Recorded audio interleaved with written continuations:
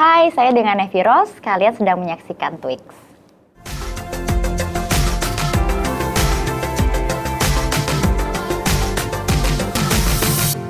Hai teman ASA, kembali lagi di Twix Talk with Experts bersama saya Dr. Sheila Hardianto, host dari Twix Talk Show ini. Nah, hari ini kita akan membahas nih mengenai tumbuh kembang anak potensinya dan upaya memberikan fasilitas terbaik untuk si buah hati. Hari ini kita kedatangan 2 pembicara, 1 guest speaker dan 1 special guest. Kita langsung sapa aja ya. Hai Kak Nevi Rose dan juga hai Dr. Citra Melinda. Dr. Sheila, Kak Nevi, Ya, senang hai, sekali dokter. bisa ngobrol bareng. Iya, jadi Kak Nevi Rose ini sudah pernah melakukan tes DNA ya. Betul. Bersama dengan keluarganya juga, anak-anaknya juga ada tes keduanya. Nah, sementara Dr. Citra di sini spesialis anak. Jadi Dr. Citra akan menjadi narasumber kita hari ini menjelaskan juga mengenai hasil tes DNA dari anak-anaknya Kak Nevi. Yes, jadi Kak Nevi hari ini boleh menceritakan dulu Kak Nevi tuh backgroundnya gimana, Ya, kemudian kenapa mau tes DNA Asaren. Halo, nama saya Nevi Rose. Kebetulan saya ibu dari 2 anak. Yang pertama itu kebetulan umur 3 tahun, Dok. Terus yang kedua sekarang baru umur 1 tahun. Nah, jadi aku dengar Asaren ini kan dari temen waktu itu, ya tes DNA gitu kan. Nah, pertama kali dipikir itu pasti tes DNA itu cuman buat tahu ini anak gue bukan ya gitu kan. Atau ini bapak gue bener gak ya gitu. Nah tapi kan sebenarnya nggak kayak gitu. Jadi teman aku itu cuman sekilas ngejelasin, ketahuan nanti nih alergi apa gitu. Nah dari situ yaudah deh aku pengen coba gitu. Terus yang kedua adalah pemikirannya kalau seandainya tes DNA, Dokter Sheila, aduh kita harus ke klinik nih. Gitu kan, betul. capek banget udah ke klinik, terus bayarnya mahal, di Google dong, tes DNA berapa gitu. Ya itu sampai belasan juta, satu orang loh. Biasanya range-nya emang segituan sih. Iya kan, jadi tuh aku bilang, waduh, kalau belasan juta, terus aku kali 4 kan, 2 orang tua, 2 anak gitu. Aduh ini mahal sekali gitu. Pas ketemu Asaren ini, jadi ya udah aku coba dan lebih enaknya kita nggak usah harus datang ke klinik mereka. Jadi kebetulan suamiku juga sibuk, aku juga kerja, jadi mereka bisa datang ke rumah. Home service ya berarti Home Kak? service. Iya, oke. Itu salah satu keunggulan dari Asaren sih. Iya. Jadi memudahkan kita untuk periksa dimanapun kita berada gitu. Nah, terus aku baru tahu ternyata mereka bukan home service doang kan, Dokter Sheila. Ternyata kita juga bisa pesen kitnya. Betul. Jadi kita tes sendiri. Nah, aku nggak pesen kitnya karena waktu itu aku ngira ya kayak tes COVID gitu loh, aduh sakit atau enggak susah nih ngedapetinnya. Ternyata pas lagi dijelasin sama dari home service-nya, staffnya, oh enggak ini cuman lewat saliva aja, gampang banget ternyata. Walaupun home service tuh sangat amat mudah. Terus harganya pas aku cek terjangkau sekali. Iya, jadi wah ya udah deh langsung kan dari yang tadi mau tes DNA 1 belasan juta, mikir 1000 kali, langsung 4 saya beli. Iya betul, mendingan langsung borong sekeluarga, jadi tahu sekalian barengan. Bener. Dan dibacakannya juga barengan nanti sama konsultannya. Iya, terus kita compare gitu, oh aku kayak gini, oh ini anak aku kayak gini, oh kayaknya ini dapat dari kamu deh gitu sama suamiku. Tapi jadi lebih kompak kan, tapi jangan sampai berantem nanti. Enggak berantem. Enggak kan? Pokoknya kalau yang jelek dari dedinya, kalau yang bagus dari aku. Nanti malah berdebat. Iya. Ngalah aja deh dedinya. Dan juga hasil tes DNA Asaren itu banyak banget, ada 21 kategori. Betul. Dan hasilnya tuh lebih dari 270 report. Nah hari ini kita mau ngebahas nih 3 dari kategori itu. Kita mau ngebahas diet and nutrition, kemudian pediatric sama success traits. Semua hasil dari Kak Nevi Rose and family ya hasilnya. Oke, boleh dijelaskan dulu sekarang background dokter. Dokter Citra perkenalkan diri dulu ke teman-teman ASA semuanya. Terima kasih Dr. Sheila. Kak Nevi, perkenalkan saya dengan Dr. Citra Melinda, dokter spesialis anak. Saat ini saya berpraktek di Rumah Sakit Murni Teguh Sudirman dan Rumah Sakit Primaya Bekasi Timur, dan saya juga menulis buku, ada buku tentang nutrisi dan parenting. Oke, luar biasa dokter. Ya. Nah, dokter Citra, kita kan mau ngobrol-ngobrol nih mengenai hasil reportnya Kak Nevi Rose. Mungkin kita bisa mulai dari bagian diet and nutrition ya. Oke. Gimana tuh hasilnya Kak Nevi, boleh diceritakan ke teman-teman ASA semua nih? Ini interesting ya dok ya. Tadinya kan tadi aku bilang kira cuman alergi, ternyata di Asaren tuh banyak banget nih hasilnya gitu. Salah satunya si diet nutrition ini. Jadi anak aku itu ternyata sweet treats-nya itu lumayan high. Tipikal sih, cuman udah agak ke atas gitu. Jadi Yang pertama atau kedua? yang pertama. Yang pertama, Ya. oke. Nah, yang pertama tuh agak high. Nah, kalau seandainya udah sweet itu sebenarnya kalau buat anak-anak boleh nggak ya? Karena ada parents yang pokoknya nggak boleh sama sekali, coklat nggak boleh gitu sampai umur entah 4 tahun, 5 tahun. Tapi ada juga parents yang bilang, ya nggak apa-apa lah, sweet itu kan buat energi gitu. Itu gimana ya dok? Oke, jadi pertama kalau misalnya makan, terutama kalau kita kan makan sejak mulai pasti ya, 6 bulan sampai 2 tahun. Nah, di situ tuh selain untuk nutrisi, kita juga belajar tentang selera makan. Nah, kalau misalnya manis sama gurih itu ceritanya udah ada di ingrain di otak. Pokoknya anak tuh nggak usah diajarin untuk suka manis. Karena kalau misalnya dulu waktu kita zamannya tinggalnya di gua, kalau yang manis itu aman, kalau yang pahit itu beracun.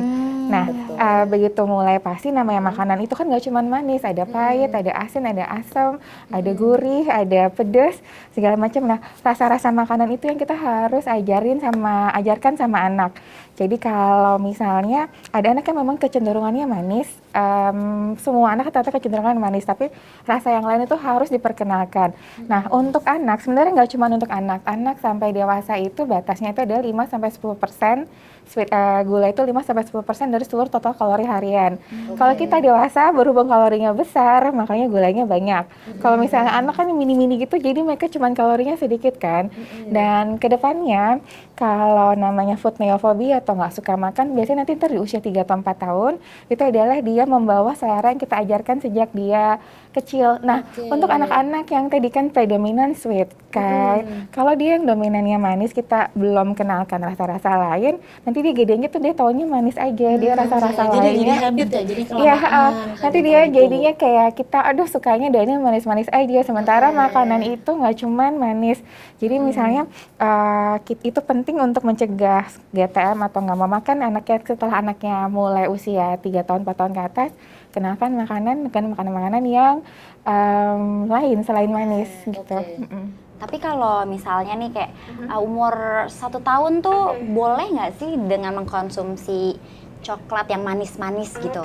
Jadi kalau batasannya kan 5-10%, artinya itu sedikit sekali. Jadi kenalkan rasa alami makanan, oleh karena itu kenalkan yang manisnya udah benar manis. Misalnya buah-buahan kan emang beneran manis, terus juga bombay itu kan juga manis. Jadi memang predominan manisnya itu manis yang alami. Jadi dia supaya kita membentuk rasanya juga. Karena juga nanti ada misalnya anak yang secara genetik dia tuh suka tuh lebih tahan pahit dibanding anak lain kan ada. Jadi mungkin kalau punya 2 anak tuh suka beda kan, yang gede sama yang kecil tuh suka beda. Jadi kalau misalnya kecil dia lebih tahan pahit. Jadi nanti biasanya kita nggak terlalu susah tuh ngenalin sayur, ngenalin apa-apa.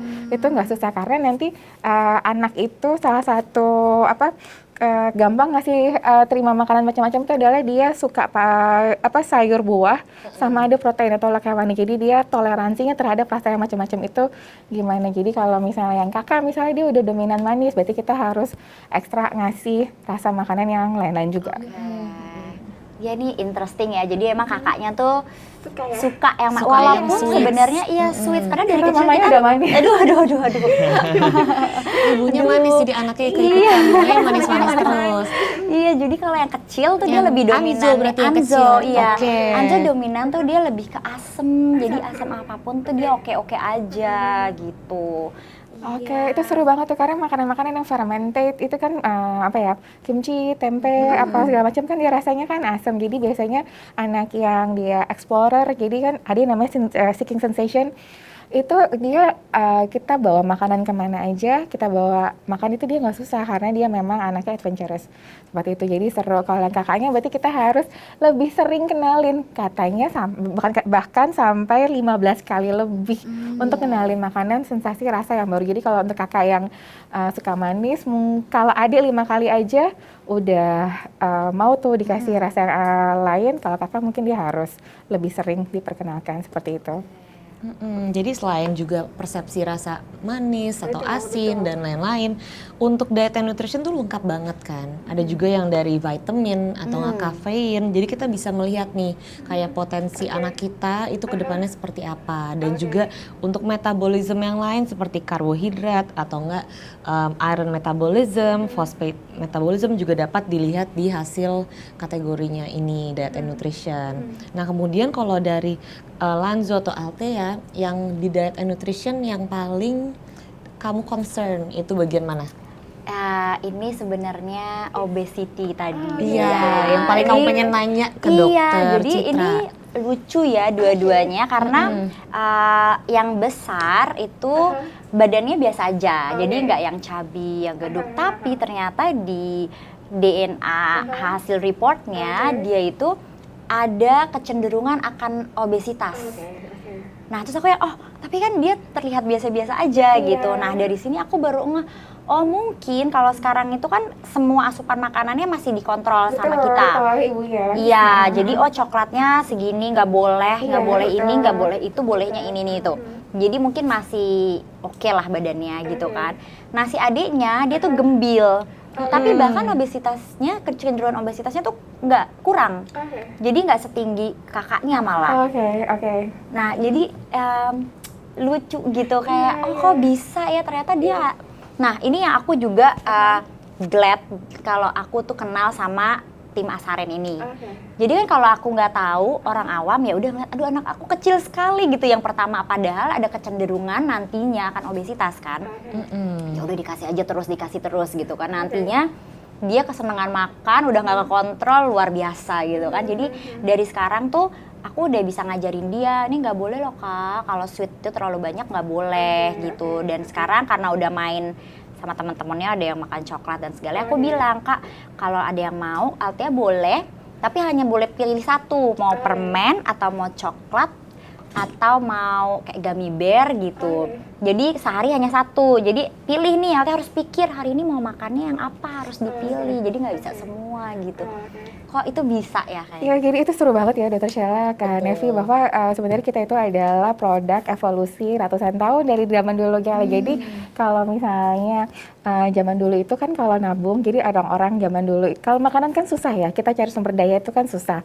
Harus berburu, harus untuk dapetin makanan satu keluarga itu susah. Nah, kebetulan si kakak yang pertama ini dia rajin menabung, tapi menabungnya di bentuknya lemak kan Kak. Di zaman modern itu kan nggak zaman dulu kayak zaman gua, jadi tuh nggak susah cari lemak. Jadi memang dia berevolusi sehingga badannya kalau ada makanan tuh cepet ditabung. Jadi ada makanan dia cepet ditabung. Nah, sementarnya kalau yang adiknya dia mungkin evolusinya adalah dia lebih nggak perlu nabung sehingga beda metabolismenya. Karena gini, obesitas atau enggak itu tetap dipengaruhi dua, ada yang namanya genetik, epigenetik, itu dipengaruhi sama lingkungan. Oleh karena itu, karena sekarang benar juga yang dikatakan oleh Mam Nevi itu benar, jadi berhubung sekarang dia masih pada umurnya 3 tahun, masih 1 tahun, jadi semuanya dikontrol oleh mamahnya. Mamanya bisa kontrol, makannya segini nak, olahraga kamu jalan-jalan nah, biar kuat. Tapi nanti begitu dia udah sendiri, dia udah nggak selalu nurut sama, nggak selalu dimasakin oleh mama, dia harus kita berikan habit yang baik. Jadi misalnya kalau yang pertama karena dia suka nabung, dia rajin menabung, dia harus banyak bergerak, lebih banyak gitu. Dia banyak bergerak, kita kasih aktivitas fisik outdoor, terutama kan di usia 3 tahun ya. 3 tahun itu kebutuhannya adalah 3 jam untuk 1 hari. Seperti aktivitas itu. fisik ya? Physical activity-nya 3 jam. 3 jam. Untuk 1 hari seperti itu.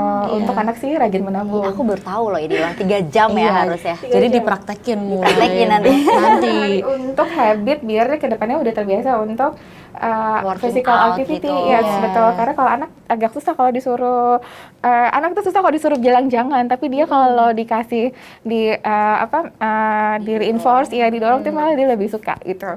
Betul. Di diet and nutrition juga ada loh ability to maintain weight loss. Oh iya. Iya, nah ini aku ngeliat nih di Anzo dan juga di Althea dua-duanya oke, masih di medium. Jadi walaupun mungkin sekarang Masih Anzo sama mama ya, makan iya. dari mama ya dapatnya ya. Oh, ayo, Dua-duanya harus- bagus jadinya, kurus. Harus capek biar nanti malam tidurnya cepet. masih tinggal sama mama kan nanti anak-anak kita kan nggak tinggal sama kita sama ya begitu mereka mulai sekolah udah mulai ngatur sendiri itu kita harus kita membekali mereka dengan habit yang baik gitu jadi mereka udah biasa physical activity dari kecil. Jadi udah healthy lifestyle Iya, ya. jadi kita udah lihat potensi dari sekarang nih, nanti ke depannya ada resiko apa. Jadi itu penting banget buat Iya, tes DNA, betul. apalagi untuk anak-anak, ya kan? Betul, Dan betul. sekarang juga mamis kan lebih fokus dan lebih gimana ya, lebih ikut turun tangan lah untuk mengurusi anak kan. Jadi menurut aku sih kalau tes ASAR itu emang dari usia, kalau bisa ya dari kecil, Sedini udah mungkin sedini ya. mungkin sudah mulai. Begitu. Nah kemudian kalau Kak Nevi sendiri gimana dari diet and nutrition kakak? Aku kebetulan tipikal. Jadi Tipikal semua? Iya. Enak ya, pantas Beruntung, badannya kecil seperti ini. Beruntung masih tipikal. Jadi apapun yang Anak baru setahun tapi udah wah Iya. keren banget badannya. ya beruntung kayaknya itu salah satu yang jadi nggak perlu banyak untuk berolahraga. Untuk bantuin ngejar-ngejar yang besar. Ngejar-ngejar, iya benar. Jadi Bentar lagi yang kecil juga ngejar-ngejar. Iya, sekarang tuh udah lagi mulai jalan Iya, kan. yang satu lari ke sana, yang satu lari ke sini. Iya, aduh. Oke, jadi kalau misalnya aku mau nanya nih ke Dokter Citra, jadi ada kaitan nggak sih proses metabolisme makanan dan juga genetik kita?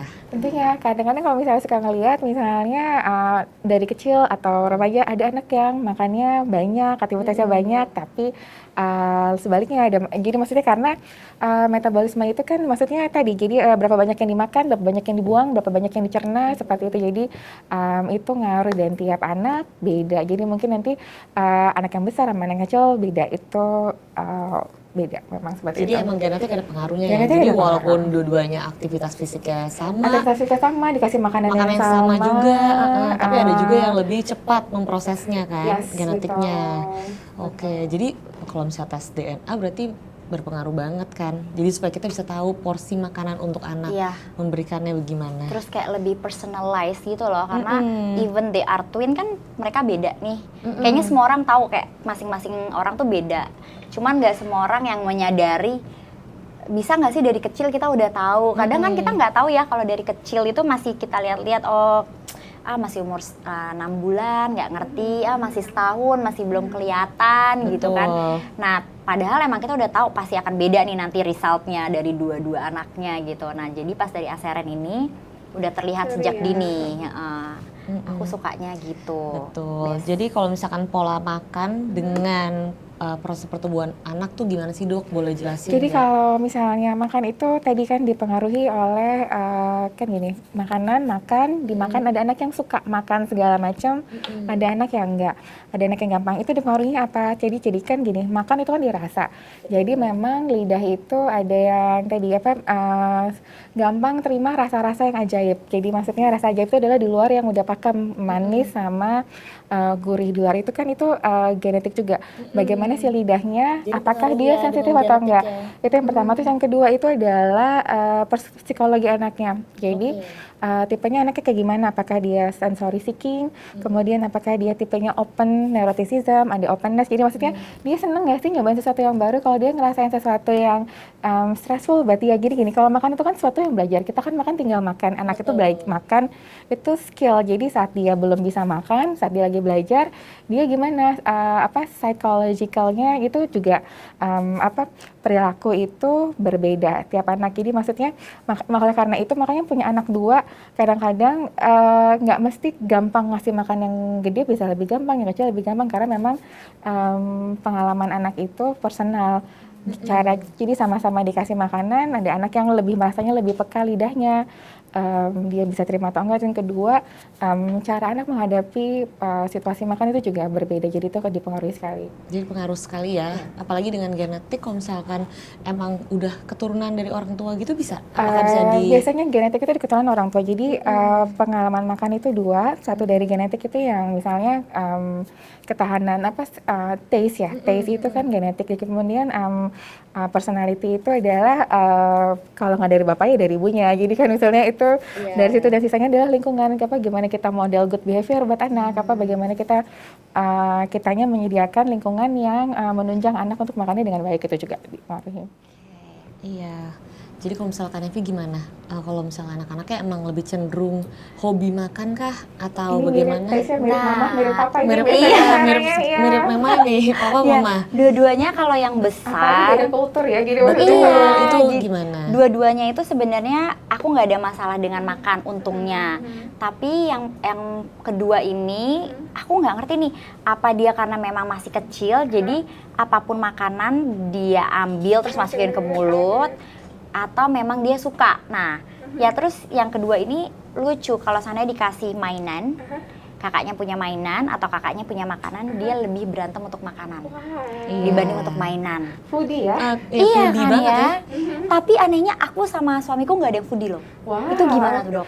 Itu juga ini ini juga tadi kan dia itu sensory seeking nggak, jadi maksudnya dia suka adventure sih, dia nerima makanan kan buat kita itu, karena makan itu nggak hanya buat nutrisi, makan itu adalah pengalaman buat anak itu, experience itu. Jadi bagaimana makanan masuk ke dalam mulut itu teksturnya seperti apa, kemudian aromanya seperti apa. Jadi maksudnya kayak nasi goreng, kadang-kadang kita ngejar nasi goreng yang udah jelas kalau ngantrinya itu 2 jam, tapi kita kejar juga kan, karena memang experience-nya, sensasi dalam mulutnya tuh beda. Jadi anak-anak juga kayak gitu.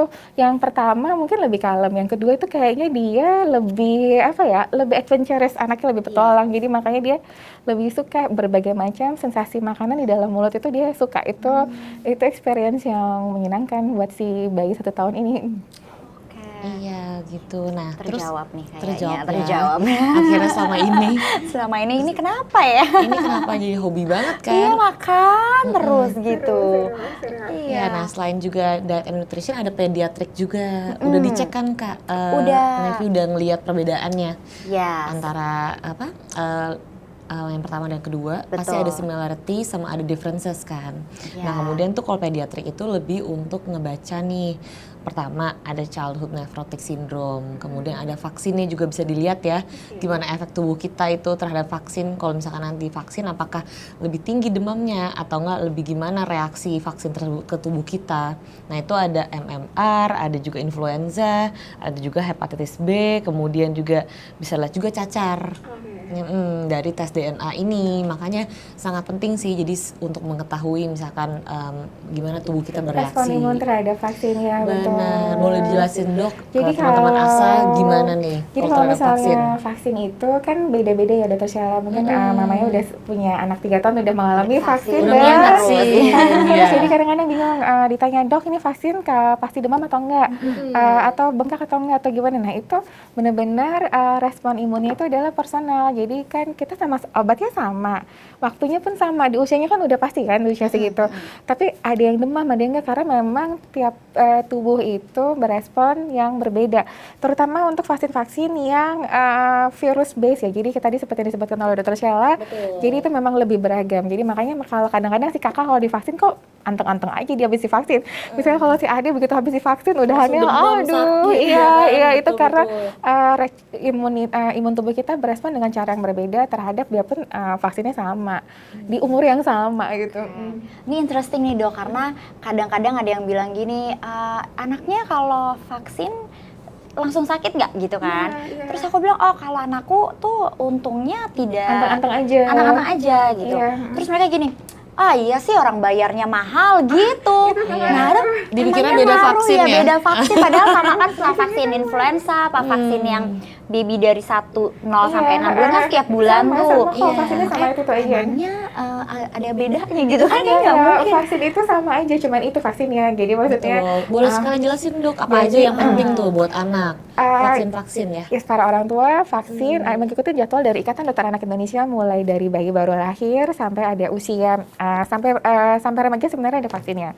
Jadi kalau bayi baru lahir itu yang paling penting adalah hepatitis B, kemudian ada BCG, BCG itu untuk mencegah TBC, kemudian ada usia oh ya polio juga. Terus usia 2 bulan, 3 bulan, 4 bulan ada kombinasi DPT, HIV, hepatitis B sama polio jadi satu. Kemudian ada juga vaksin PCV. PCV itu untuk untuk radang paru-paru.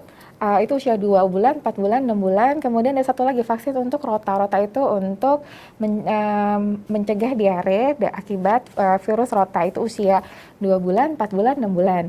Nanti usia 6 bulan ada lagi tadi vaksin influenza, diulang tiap setahun sekali. Kemudian usia 9 bulan di Indonesia ada vaksin campak rubella dan vaksin JE. Jadi di Indonesia itu campak rubellanya lebih awal. Kalau di negara lain itu biasa 1 tahun ke atas, kalau di kita adalah di usia 9 bulan. Kemudian usia 1 tahun ada vaksin hepatitis A. Kemudian tadi PCV diulang lagi di usia 1 tahun. Kemudian sama cacar air. Cacar air diulang 2 kali. Setelah itu 15 bulan ada MMR dan ulangan vaksin cacar yang kedua. Tapi tenang, ada vaksin yang jadi satu, cacar MMR dan varicella ada. Usia 18 bulan kita vaksin lagi ya, yang itu vaksin ulangan lagi. DPT, HIV, hepatitis B, polio, kemudian MR. Kemudian usia 2 tahun ada vaksin lagi, typhoid. Seperti itu. Jadi 2 tahun memang banyak vaksinnya, setelah itu vaksinnya nggak terlalu banyak. Setelah itu ikut vaksin, namanya bulan imunisasi anak sekolah.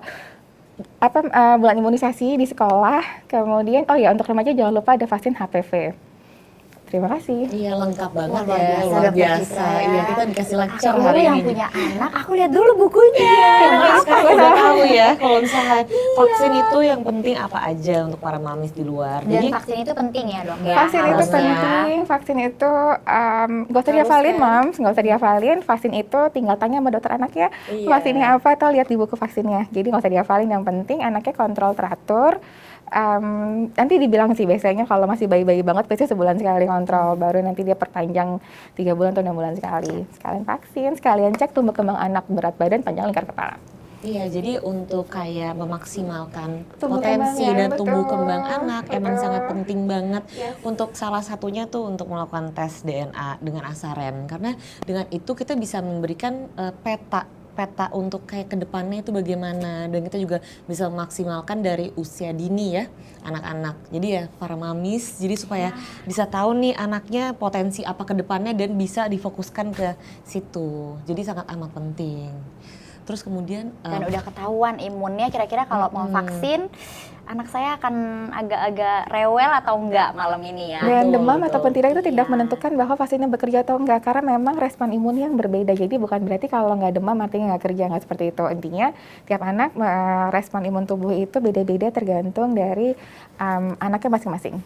Dan tidak ada perbedaan obat ya dok. Vaksinnya itu aja. Itu aja. Iya, Itu vaksinnya aja. itu aja, dan disuntikan di bulannya juga udah Iya, ditentukan. betul, betul. Oke, jadi untuk Twix episode 3 ini jadi banyak banget nih aspek-aspek yang kita ambil ya, yang kita diskusiin juga. Jadi para mamis di luar sana, jadi penting banget untuk memperhatikan diet and nutrition. Nah, jadi makanan tuh banyak aspeknya ya berarti tadi dok ya. Ada yang manis, ada yang pahit, dan juga ada yang gurih ya. Ada macam-macam, apalagi dok yang tadi dokter Jadi selain ceritakan. rasa, ada tekstur juga. Betul, itu pokoknya harus sangat diperhatikan. Jadi penting banget untuk parents di luar sana itu yang memperhatikan rasa makanannya yang dimakan anak-anak, kemudian juga pola makannya juga harus diperhatikan. Jadi dengan memperhatikan rasa yang berbeda-beda, harus juga selain makanan diimbangi dengan aktivitas fisik. Jadi selain makan, aktivitas fisik juga harus tetap diimbangi supaya anak juga dalam kondisi yang sehat. Jadi dalam membentuk pola makan itu juga harus diperhatikan perilaku anaknya, karena untuk membuat pola makan, perilaku anak juga harus diperhatikan dan diobservasi dengan sama orang tuanya, supaya nanti ke depannya walaupun tanpa orang tua, jadi pola makannya udah teratur untuk ke depannya. Dan juga untuk vaksin itu reaksi tubuh masing-masing berbeda. Jadi tergantung juga dengan genetik. Dengan kita melakukan tes DNA asaren ini, kita bisa mengetahui bagaimana respon tubuh kita atau enggak resikonya untuk mengalami kayak efek samping dari vaksin itu sebesar apa. Jadi sangat penting ya moms di luar sana itu untuk tes DNA asaren untuk mengetahui faktor risiko dan screening tubuh masing-masing. Mau kita pun ataupun anak-anak kita.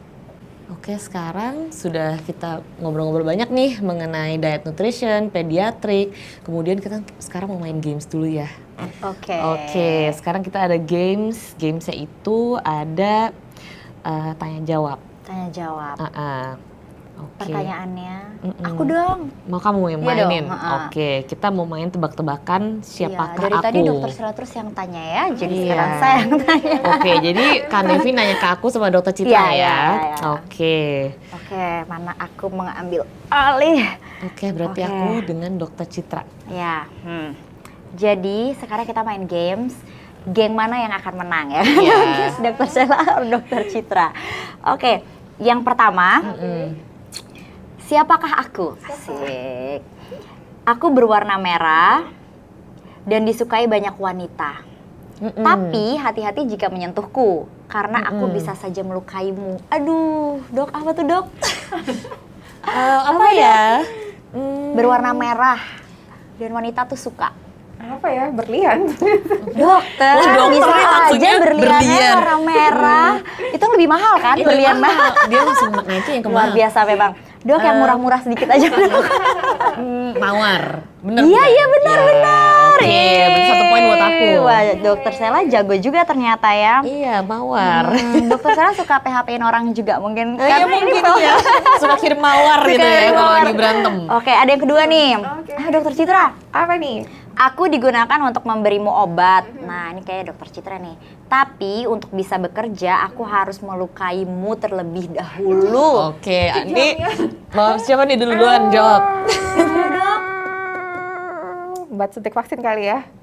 Ya. Actually hampir bener sih. Oh, suntikan. Jarum Jarum suntik. Jarum suntik. Jadi walaupun sakit, tapi sebenarnya berguna. Mas tadi bayi-bayi yang suntik vaksin.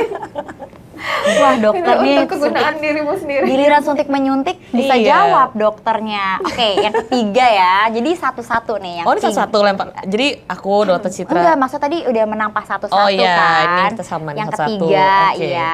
Aku baru akan berguna ketika sudah rusak. Aku bisa dimakan langsung atau diolah menjadi banyak hal.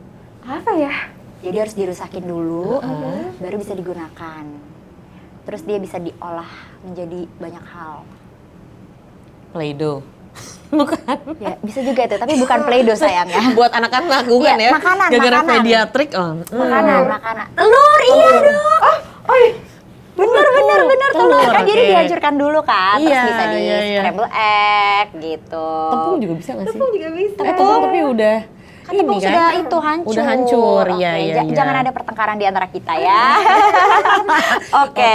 Yang lanjut. keempat, Lanjut. aku adalah 5 bersaudara. Aku punya ibu tapi tidak memiliki ayah. Oh sedih ya? sedih kasihan. Sedih Iya. ya. Ayo. Apa ya? Ayo dok. Aku dia tidak mempunyai ayah. Tidak punya ayah. Tapi jadi sedih. bukan anaknya Bang Toyib. Punya gitu. Ayo apa? Pas.